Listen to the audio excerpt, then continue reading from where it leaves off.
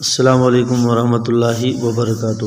دوستو، آج کی ویڈیو میں ہم آپ حضرات کے سامنے پیش کر رہے ہیں آب زمزم۔ یہ ایک لطیف اور شیریں خوش ذائقہ، زود و ہضم، بے حد برکت، فضیلت اور عظمت والا پانی ہے، جسے پوری دنیا کے پانیوں پر برتری اور فوقیت حاصل ہے، اور یہ حجر اسود سے مشرقی جانب 21 میٹر کے فاصلے پر ہے۔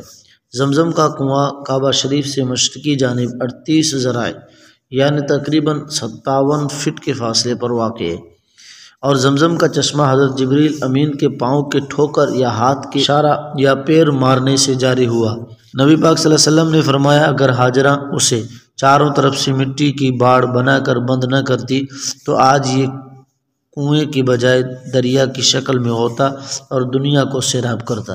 اور زمزم کے پانی میں میٹھے اور کھارے پانی کا امتزاج ہے۔ زمزم کا کنواں ابتدا میں صرف 5 انچ گہرا تھا، بعد میں یہ گہرا اور چوڑا کنواں بن گیا۔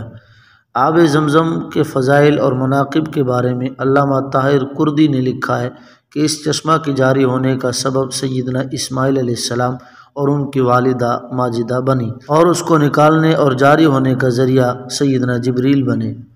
روئے زمین کے مقدس ترین مقام پر اس کا ظہور ہوا، یعنی بیت اللہ کے سامنے مسجد الحرام کے اندر۔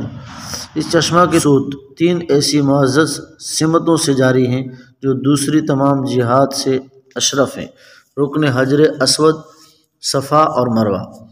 یہ ایسا برکت والا پانی ہے جسے انبیاء، اصفیاء، اتقیاء اور نیک لوگوں پیتے رہے ہیں۔ اسی مقدس پانی سے جبریل امین نے امام الانبیاء، اشرف الانبیاء حضرت محمد صلی اللہ علیہ وسلم کے قلب اطہر کو دھویا تھا۔